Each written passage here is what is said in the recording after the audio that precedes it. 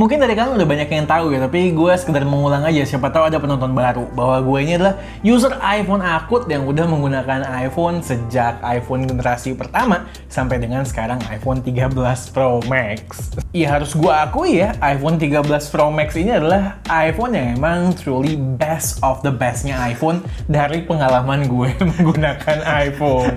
Udah mulai berasa deja vu launching iPhone loh. Kayak misalnya orang lagi launching iPhone itu kan mereka selalu bilangnya this is truly the best iPhone ever, best camera on an iPhone. Betul tapi kan? Ya iyalah, kan yang paling baru masih bilang this is the second best camera on an iPhone. Ini by the way ya, ngomong-ngomong ya, kalau ada reviewer Indonesia yang bisa dinobatkan menjadi si paling iPhone, ya salah satunya orang ini, karena dia parah banget emang. Kenapa coba? Kalau di presentasi launching itu selalu dibilangnya best camera on an iPhone, best battery on an iPhone. Kenapa coba? Karena kalau dibandingin sama yang di luar iPhone ya kalah. Lo ngapain sih orang gue mau review iPhone 13 Pro Max long term, kenapa dirusuhin sih? Males deh. Lu bukan yang rusuhin, ini fakta. Android itu inovasinya duluan, baru iPhone belakangan nyusul. Bilangnya sih karena kalau biar kita mateng dulu men. Kita kalau udah mateng baru kita tanemin gitu loh teknologinya di sebuah smartphone. Gak mungkin kita masih tengah-tengah masih ngambang-ngambang kita taruh. Gitu. Gimana long term reviewnya deh. Gue rasa sulit ya untuk mendinai bahwa iPhone itu adalah, khususnya iPhone yang sekarang ya, adalah iPhone yang betul-betul super premium banget, smartphone yang paling premium secara tongkrongan sampai dengan saat ini. Tapi selama pemakaian gue, 13 Pro Max itu ada dua problem penting menurut gue. Form factor-nya itu mengganggu banget, khususnya secara lebar. Yang kedua, beratnya men, itu beratnya betul-betul nggak nyaman banget.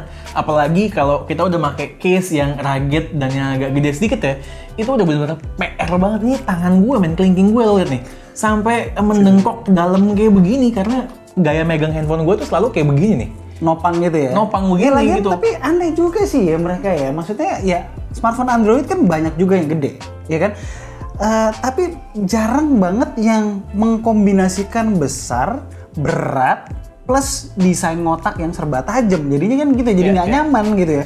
Tapi maksudnya gue ngerti kenapa mereka harus bikin sengelebar itu, karena notch-nya. Kan ada notch sebesar itu. Jadi kalau smartphone-nya dibikin, layarnya dibikin ramping, ya space antara notch sama bezel kiri kanan semakin tipis kan, semakin sedikit lagi info yang bisa ditaruh di situ. Anyway. Ya intinya sih selama penggunaan setahun ini tangan gue ini betul-betul nyeri men, dan ini kelingking juga sangat nggak nyaman. Gue udah bilang sama dia pada saat itu, lo beli yang Pro aja biar nggak capek. iPhone 13 Pro, which gue pakai pada saat itu selama 2 bulan. Gue ngerti masukan lo, tapi gue sebagai content creator gue betul-betul butuh sama yang namanya size dan ketahanan baterai yang ekstra, size layar maksud gue ya.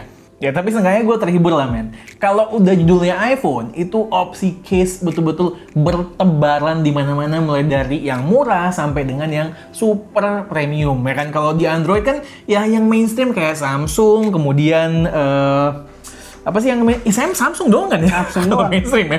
Yang ini si Xiaomi 12S Ultra, nyari case-nya itu luar biasa susah men.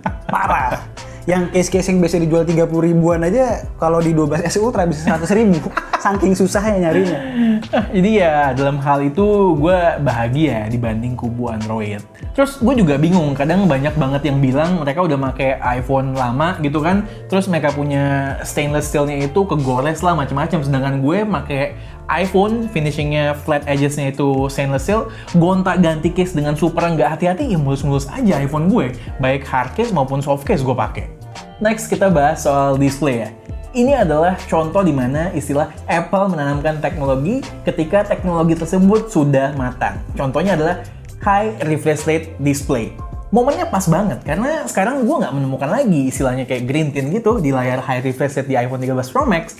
Kemudian udah ada juga teknologi dynamic refresh rate, jadi nggak baterainya boros enak-enaknya. Ya kebayang sih memang kalau misalnya iPhone ngeluarin layar dengan high refresh rate 2 tahun lalu gitu, misalnya di mana hampir semua layar high refresh rate ada, kalau nggak purple tint, ada green tint pada 120 Hz. Betul. Baterainya juga dulu karena ya itu ya, belum dinamis ya baterainya, jadi dia kan 120 Hz terus, baterainya ngabisinnya juga lumayan. Walaupun yang konsumsi paling besar sumbernya adalah dari display, tapi ada juga andil dari software, kemudian SoC yang consumption per wattnya bagus. Ngomong-ngomong baterai health lo berapa sekarang, men? Baterai health gue itu sekarang 91%. Ya, pemakaiannya itu gue suka ngecas enak jidat. Gue nggak rajin kayak lu main lihat jam berapa harus ngecas. Abis itu sebelum penuh dia cabut misalnya. Gue tuh betul-betul seenak jidat banget pemakaian iPhone gue. 91%, gue personally nggak begitu peduli sama angka di battery health. Biarin itu jadi problem orang yang beli handphone second gue nanti. Ya tapi tetep lah, battery health itu menurut gue fitur iOS yang paling nyebelin. Kenapa? Karena itu memberikan ruang bagi calon pembeli iPhone second buat nawar. Asli itu rese banget pas kita mau jual. Ya intinya soal battery health sih, gue nggak peduli sama angka. Gue peduli soal impact-nya ke penggunaan sehari-hari gimana. Dan so far dengan 91%, gue masih bisa pakai tahan seharian bahkan lebih dari sehari. Oke, itu kan battery health ya. Kita ngomongin tadi tuh yang lo sempet singgung soal chipset. A15 Bionic, gue sebagai pengguna Android harus mengakui bahwa chip itu bagus, prosesor itu bagus. Pertama, performance per watt-nya bagus, ya kan? Maksimum performance-nya juga bagus. Cuma memang gue pengen melihat Apple sedikit memberi yang lebih buat para penggunanya dengan memberikan cooling system, men. Cooling system yang proper dikit aja. Gue nggak bilang soal cooling system gaming phone, enggak. Gue nggak bilang soal cooling system flagship phone di Android, enggak. Flagship killer di Android itu kan cooling systemnya udah bagus-bagus ya, udah lumayan sekarang. Lo bayangin, chip kayak A15 Bionic atau next-nya A16 Bionic dipadukan dengan cooling system yang proper, itu pasti hasilnya goks banget kan. Dan gue rasa modalnya juga nggak gede lah nambahin begitu, orang flagship killer aja pada pakai kan, Android kan mid-range aja pada pakai gitu. Cuma kalau kita bicara soal burst performance, contoh misalnya penggunaan ngedit, ya kan, ngedit video gimana sih?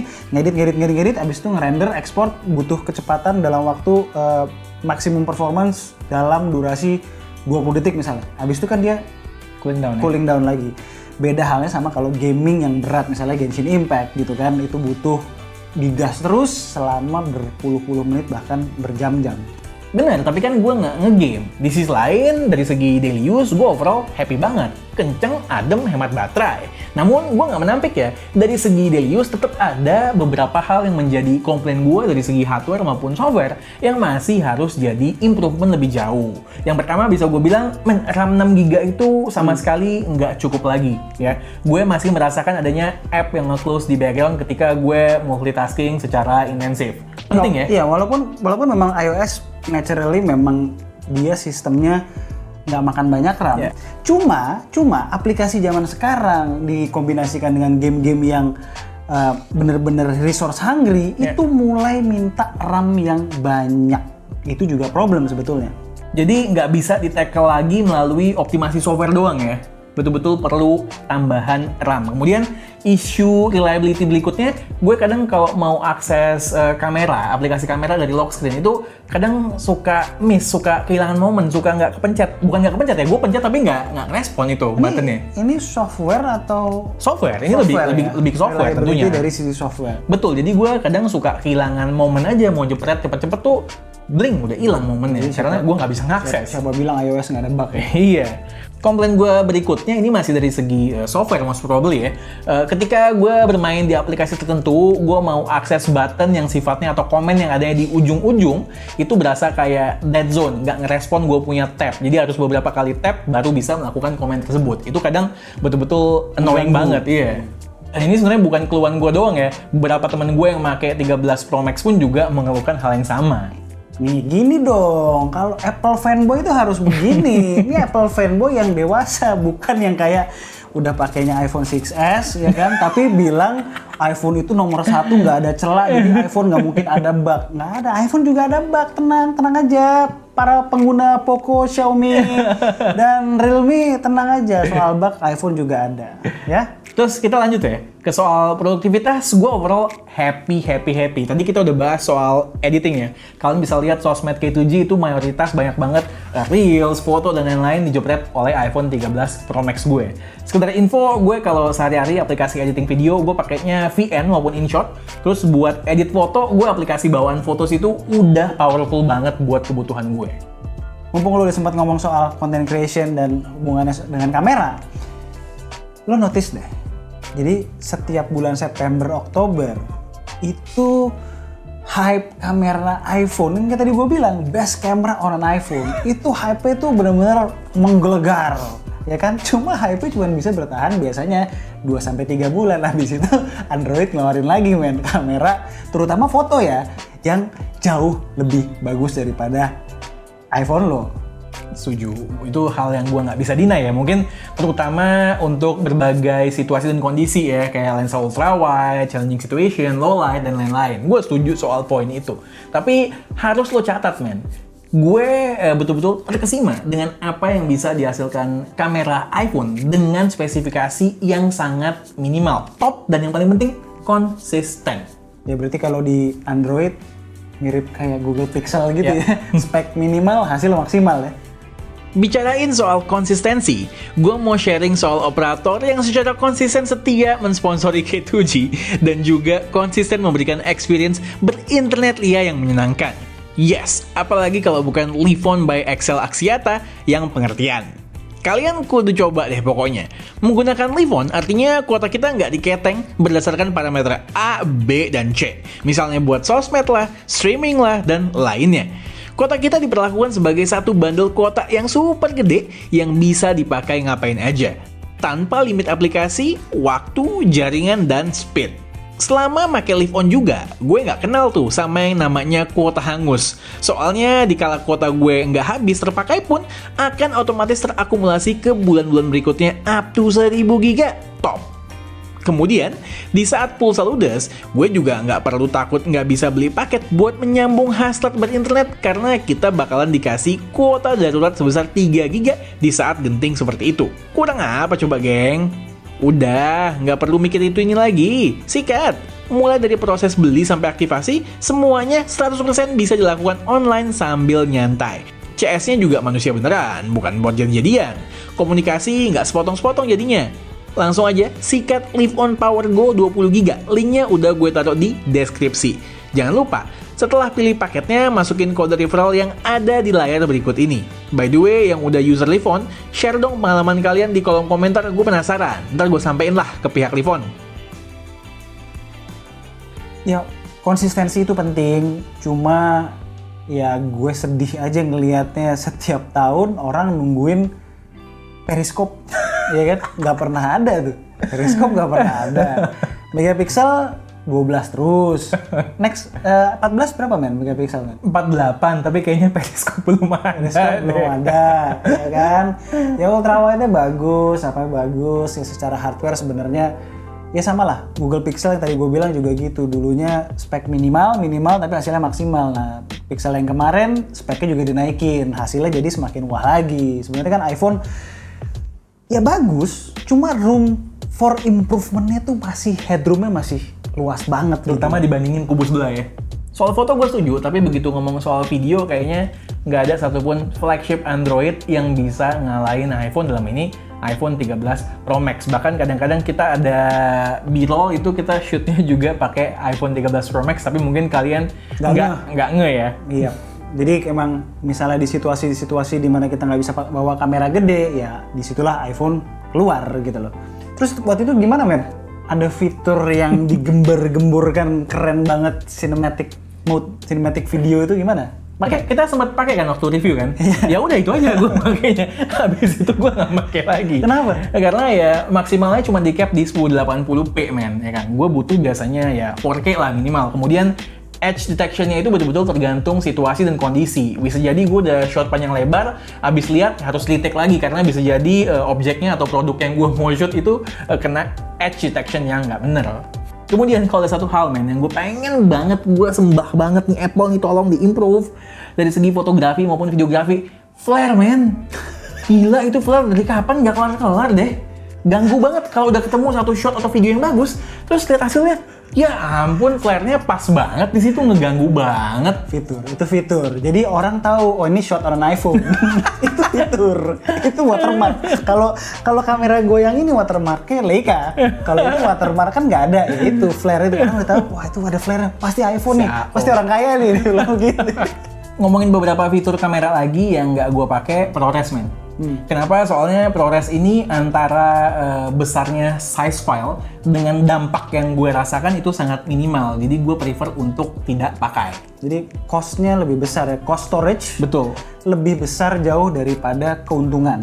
Ya lagi pula realitanya kita sekarang ngerekam video di iPhone. Buat kemana sih? Bukan buat bioskop kan, bukan buat iklan televisi kan, tapi kan buat ya sosmed di mana itu nanti kena kompres lagi. Memang betul kalau pakai ProRes ya latitude-nya lebih enak buat di grading segala macam, lebih luas, lebih apa namanya, lebih fleksibel. Kejauhan deh. Tapi kejauhan gitu loh untuk buat sekedar video-video TikTok doang mikirin harus pakai ProRes sih menurut gua nggak cocok ya. Ya tapi tetap it's nice to have aja gitu loh. Kemudian fitur ini masih yang nggak dipakai, gue personally nggak pakai photographic style. Bukan karena gue nggak suka, tapi karena situasi dan sikon gue sebagai content creator. Gue kan suka buat kamera competition ya. Sekali aja gue lupa balikin itu men ke mode standar, itu bisa kacau bahan buat foto competition gue. Jadi karena itu gue nggak pakai. Padahal itu enak ya, lo bisa nge-set style fotografi lo, mau mirip ke arah Samsung kah, lo mirip yang lebih cool ke arah Pixel kah, atau gue rasa masih ada yang belum pakai.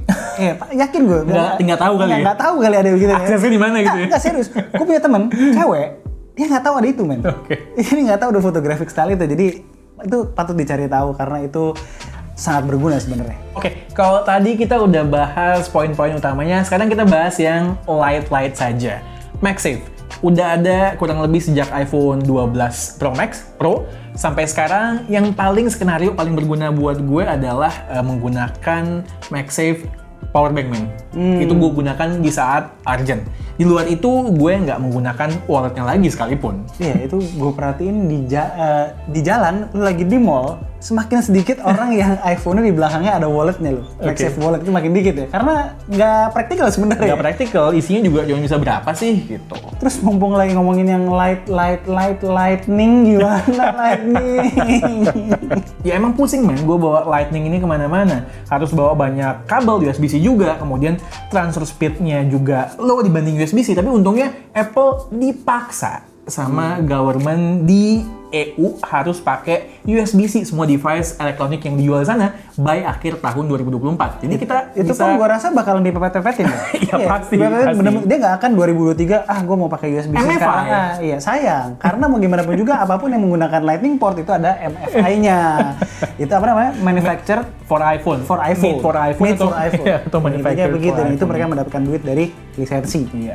Ini lagi ngomongin yang ringan-ringan kan ya. Gue jujur aja problem gue dengan iPhone 13 Pro pada saat itu terutama itu adalah soal kodek men. Kodek Bluetooth. Iya kan? Itu cuma ada AAC.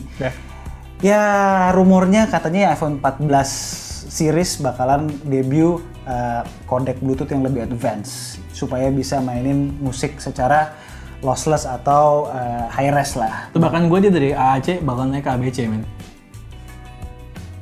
Oke, jadi ini kita sengaja ya, memang dari tadi kita ngoceh aja, nggak bikin ini jadi format review yang jelasin A sampai Z, cuman lebih dari pandangan dia sebagai pengguna setia iPhone soal iPhone 13 Pro Max demi celebrating iPhone 14 series yang sebentar lagi launching. Tapi kalau dipikir-pikir dari tadi yang gue dengar adalah kebanyakan komplainnya nih. Lo jangan-jangan lo udah mulai ogah nih jadi fans iPhone nih atau ya, gimana? iPhone ini tanggal 7 kalau rilisnya dalam bentuk cloud, masih gue beli juga kan? Gue nggak peduli, pasti gue beli. Ini tipe-tipe orang yang kalau misalnya Apple bikin WC, ya, iToilet, pasti dia orang pertama di Indonesia yang punya dia. Ya sebenarnya men, gue kadang agak gerah aja kalau ngelihat semua review iPhone tuh semuanya bagus soalnya nggak ada cacatnya, nggak ada apanya gitu loh, betul-betul perfect, nggak ada dent. Di sini gue cuma pengen sharing experience gue bahwa iPhone itu ada loh kurangnya, dan kurangnya gue pengen share sama kalian supaya kalian juga tahu baik user iPhone maupun non iPhone. Overall, terlepas kekurangan yang udah kita bicarakan ya, gue sangat-sangat puas sama iPhone 13 Pro Max milik gue. Nah, terus banyak juga dari kalian yang nanya soal kalau beli iPhone 13 series, 13 Pro Max tepatnya, sekarang-sekarang ini bagaimana? Kalau menurut gue, jangan sekarang. Tunggu dulu, ntar lagi iPhone 14 keluar, at least ada hype-nya dulu kebangun, otomatis nanti harga 13 Pro Max akan turun. Nah, itu adalah saat yang tepat kalau kalian mau beli 13 Pro Max. Kalau sekarang rada-rada terlalu nanggung ya. Alright, sekian aja video dari K2G kali ini soal pemakaian 13 Pro Max selama setahun full. Gue Satish, And gue Alesa. this is K2G. Tunggu racun-racun kami yang berikutnya. Bye guys. Ciao.